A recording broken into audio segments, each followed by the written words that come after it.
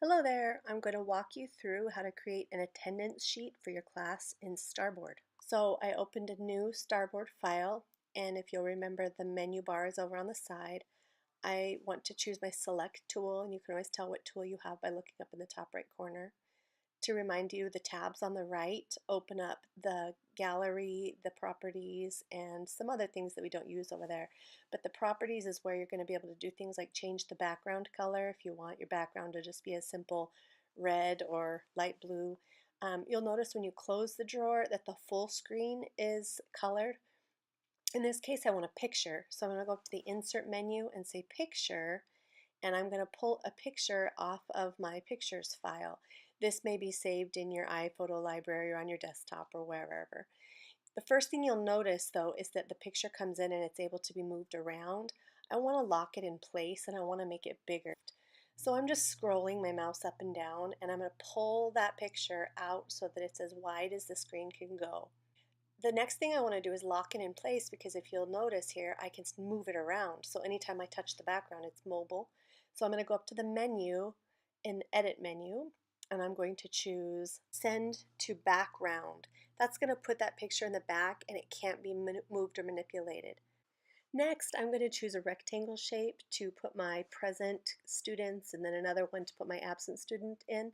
So I went over to the shape thing in the menu bar and chose a rectangle and I drug it out.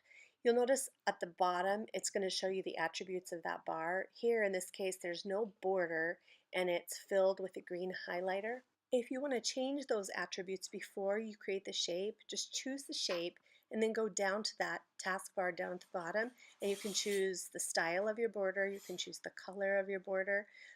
You can't change the style obviously until you pick a border, but in this case I want to have a dotted line that is black and it is thin pencil.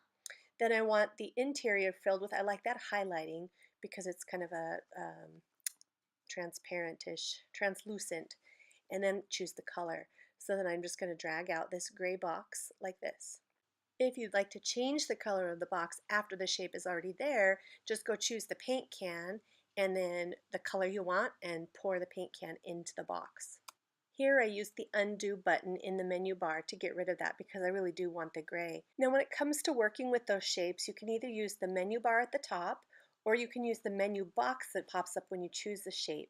In this case I'm going to duplicate this shape because I want to have that gray box twice. So I used the menu bar there as you see. I chose duplicate and now I have two identical gray rectangles. Now it drives me crazy when things don't line up and it's really difficult to get them to line up by eye. So to select both of them, you just need to click and select anywhere so that that selector tool touches both boxes. Go up to Edit, Align, and then I'm going to align to top. Because I still have both of the boxes selected, they're grouped together and you'll notice that they're also mobile. I can move them around on the screen. I want to lock those together. So first what I'm going to do is I'm going to group them. So I'm going to go up to the Edit menu and choose Group. That's going to group the two of them, but they are still mobile. It's just that they're permanently connected. So in order to get them to stay put, I'm going to go back to the Edit menu. This time I'll use the menu bar that's attached to the box, and I'm going to choose Lock. This will prevent those two boxes or that any shape from moving around on the screen anywhere. Next, I'm going to pick some more shapes so that I can put my students' names in there. In this case, I'm going to be thoughtful beforehand. I want it to be an oval. I want it to be a certain color. So I'm going to choose those before I even start to draw. And then I'm just going to go up anywhere on my page and I'm going to draw out the shape. Now I'm keeping in mind that I have 24 students in my class. You'll need to adjust for the size of your box or the font according to how many whatever shapes you're going to have in there. So in this case, I drew an ellipse. I'm using the menu option here and I'm going to duplicate this. I'm going to do it because I have 24 kids 6 times. To select multiple elements, I just click on them, and I think in the settings you can change it so you have to hold down a key, but here I have mine set so all I have to do is click. I'm going to align these to the left side, and then I realize, well, there's another tool where I can vertically distribute them.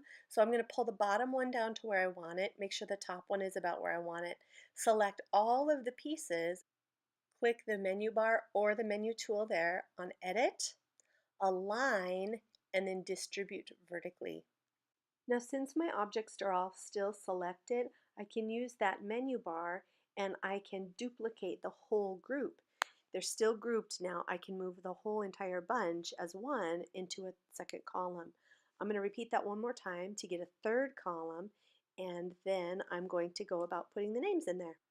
So it's a good idea before you start typing to open up the properties drawer over on the right side and choose your font and the size and the color and the alignment that you want, so that every time you select the text tool from the menu bar, it's going to come out the way you want it. So here I have chosen the pirate font, but it's in white. And I see that again down at the taskbar on the bottom. So I'm going to highlight the whole thing, go back over into my properties, adjust the font, adjust the color, adjust the size, etc. until it's how I want it. Now, in order to get the name or the text to stick with the shape, or the ellipse in this case, I'm going to go down to the Select tool. I'm going to choose whatever's on top first, in this case the name, and then the ellipse. With both shapes selected, I can go to the menu, align them both. I like to align them vertically and horizontally so they're centered in the middle, and then I'm going to group those two shapes together so that they're now one. Now I'm going to give my boxes headings. So I've already got all the names in, and I want to give a heading to the box that indicates the students are present and one that's absent. In this case, I'm going to be very tidy, and I'm going to align that present heading with that middle column of names. So I'm going to go to my Select tool, click on all the items in that column, and then with the menu bar, align all of those objects by their centers. Finally, I added an absent box and a present box, but you notice that they are misaligned. So I'm going to select them both by just clicking on them, and I'm going to go up into the menu, either one of them, and I'm going to use that Align tool where I will align them to their tops. The last thing I need to do is lock those absent and present boxes in place so that they can't be moved around by accident on the screen. So I'm going to center them wherever I want them, select them both, choose Menu, and Lock. Now the only thing that your students will be able to manipulate on the page are their name ellipses. Now, after you've used your handy attendance chart for the day, remember to close out of it without saving it. That will automatically push everything back to the way it was when you left it. That means that you're going to have to be sure that you save this right after it's been created, but before you actually start to use it with your students. Here, it's a good point to remind you that you need to remember where you save it, and you remember what you called it so that you can call it up every day.